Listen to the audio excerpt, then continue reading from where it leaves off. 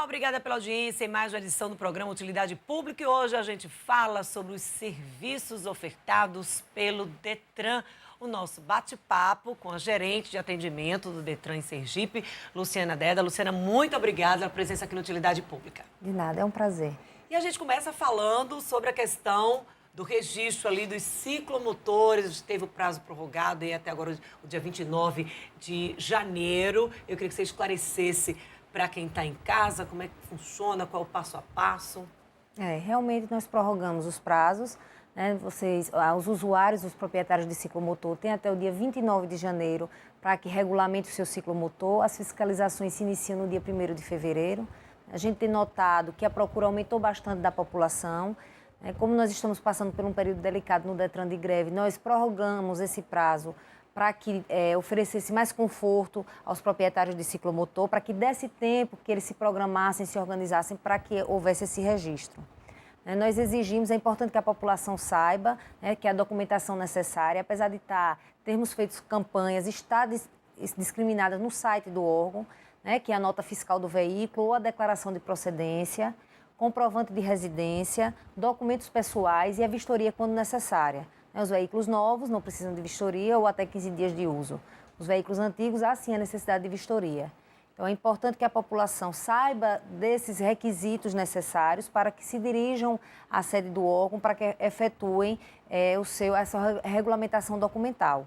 A gente costuma frisar que hoje 90% dos serviços do Detran estão no portal. É importante que a população conheça que está à disposição. As questões presenciais são mínimas, normalmente são nas questões de veículos, no caso do ciclomotor, a necessidade do agendamento e o comparecimento ao órgão, que tem a questão da vistoria, a questão da biometria, mas hoje implantamos o agendamento, que é uma facilidade para que evite as longas filas. Então, é importante que as pessoas se programem para que efetuem, percebam que a regulamentação do ciclomotor é um benefício à população.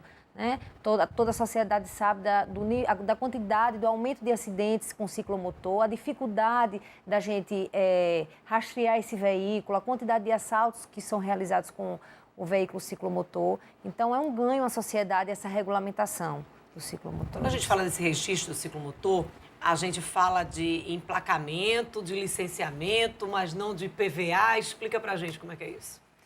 Na verdade, é o primeiro emplacamento e o licenciamento. A exceção do IPVA, porque são isentos de IPVA os ciclomotores até um CPF por veículo. Então, na verdade, é o valor que você paga de licenciamento, mas o seguro DPVAT, você não paga o IPVA, que é um imposto da Secretaria da Fazenda. No caso, os ciclomotores são isentos até um veículo por CPF, um ciclomotor por CPF. Costumo frisar que dia 1º de fevereiro se iniciam as fiscalizações quanto à documentação, mas os equipamentos de segurança sempre foram exigidos desde o Código. Outro ponto que a gente alerta a população é a questão da habilitação. Desde o Código se exigia habilitação para conduzir ciclomotor ou qualquer outro veículo, a questão que você tem que ser maior de idade para você conduzir veículo. Então, agora, com a decisão que houve em Pernambuco, que já foi inclusive derrubada, que tinha sido a questão da polêmica quanto à ACC. A ACC é a permissão para se conduzir ciclomotor. Os prazos foram prorrogados até fevereiro, 29 de fevereiro, para que você tire a sua ACC, que será exigida e que é um instrumento importante para identificar o condutor.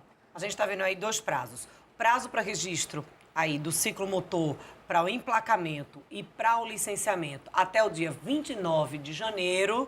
E aí, para autorização, para condução até o final do mês de fevereiro. Ou seja, você emplacou, licenciou, resolveu o problema em relação ao ciclomotor, mas você ainda não tem essa autorização, vai ter que esperar. No caso, as autoescolas já devem estar preparadas para receber esses condutores. Muitos já possuem a ACC, não é novidade, a ACC sempre existiu essa necessidade. Essa alteração, essa discussão quanto à ACC se deu no final do ano de 2015 por uma decisão em Pernambuco. Diante dessa liminar que já foi derrubada, o Denatran resolveu prorrogar essa questão da ACC até o dia 29 de fevereiro. Mas uma dica que a gente dá à população é que entre você tirar a ACC e tirar a habilitação para moto, é muito mais vantajoso para o usuário que tire a habilitação de moto. Porque quem tem a habilitação de moto conduz ciclomotor, mas quem tem a habilitação ACC para ciclomotor não pode conduzir a motocicleta e é o mesmo custo. Ou seja, a pessoa vai ter a mesma despesa... E mesmos exames, mesmas exigências da prova teórica, a prova prática. A diferença é que você vai usar na prova prática veículos diferenciados. Então, é muito mais vantajoso para a população que faça a habilitação para a moto, que lhe dá uma amplitude para você poder conduzir todos os dois veículos. E que, independentemente desse prazo aí do final de fevereiro, a partir do dia 1º, já do mês agora também de fevereiro, começa a fiscalização, ou seja, gente, antes do carnaval. Então, durante o carnaval aí, a expectativa é de que já essa fiscalização já tenha sido iniciada e a gente já sinta aí os reflexos positivos. É importante frisar, né, que existe um gasto realmente financeiro, né, mas a população tem que entender que existe uma contrapartida importantíssima, que é você reduzir o número de acidentes, você conseguir identificar esse veículo, esse condutor, que é um ganho muito maior para a sociedade e que eu sinto que está sendo bem aceito pela sociedade, porque os bons são maioria e a maioria quer um trânsito seguro, quer ser respeitado no seu ir e vir, né, não ser atropelado por uma chinerais sem poder identificar. Né? Então, a gente nota que a população está sendo receptiva. Outro ponto que eu gostaria de alertar a população, que não depende da ingerência do Detran, é a questão do pré-cadastro.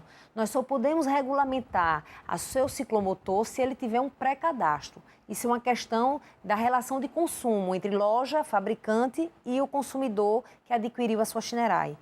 Por muitas vezes, apesar disso não ser uma atribuição nossa, nós tentamos o contato com a loja, tentamos o contato com a fábrica para ajudar aquele cidadão que tem seu ciclomotor para trabalhar e a gente nota uma dificuldade e uma falta de compromisso das lojas e dos fabricantes, né? Para não dizer falta de respeito com o consumidor, e se negam a fazer. É um direito do consumidor e quando ele tem essa dificuldade, eu sempre oriento que procurem o PROCON, procurem o Ministério Público, entendeu? Porque essa situação é da relação de consumo. Nós não temos ingerência sobre esse assunto, mas também só podemos regulamentar se ela estiver pré-cadastrada. Então, vocês acessam esse pré-cadastro ou a pessoa leva algum tipo de comprovante? Na nota fiscal, né, já existe, ou na descrição daquele veículo já tem o pré-cadastro. Na nota fiscal que ele leva, tem o pré-cadastro. E muitas não têm. Eles não tiveram, os fabricantes nem lojas, não tiveram esse cuidado. E nós, assim, não temos como atender toda a demanda. Um caso pontual ou outro, a gente consegue até fazer uma ligação, pedir que atenda aquele cliente. Mas, veja, é um direito do cliente, que o Detran não tem gerência. E a gente não pode entrar no sistema deles para efetuar o pré-cadastro. Isso é uma ferramenta do fabricante e das lojas. Então, é importante que observem esse prazo, que se dirijam às que não forem pré-cadastradas, às lojas, e entrem em contato com o fabricante para que esse pré-cadastro seja efetuado. Como é que está a procura para esse registro dos ciclomotores? Olha, hoje nós temos em média de 1.570 ciclomotores já regulamentados. Essa questão desse universo de ciclomotores que circulam, a gente, por uma questão de estatística, né, assim, pessoal, a gente acha que tem muito mais, mas não existem dados concretos, porque não existia uma base de dados para que a gente possa avaliar quantos ciclomotores existem circulando.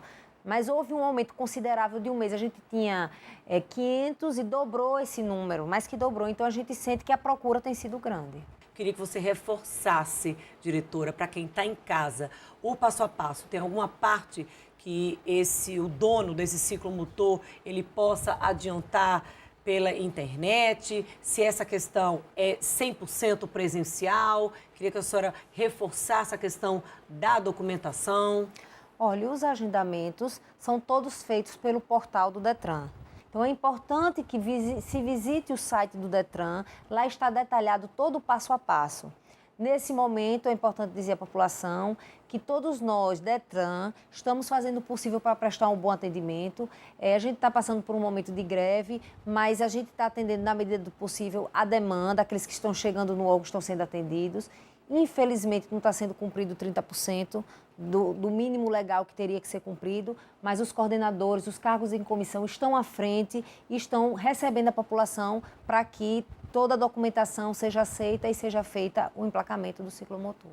Com essa limitação, mais do que nunca é necessário que as pessoas se antecipem, se organizem para evitar aquela longa espera aí, que acaba tumultuando para quem deixa para a última hora. Exatamente. E o dissabor, né, da fiscalização, e você ter seu carro apreendido, e a questão da multa.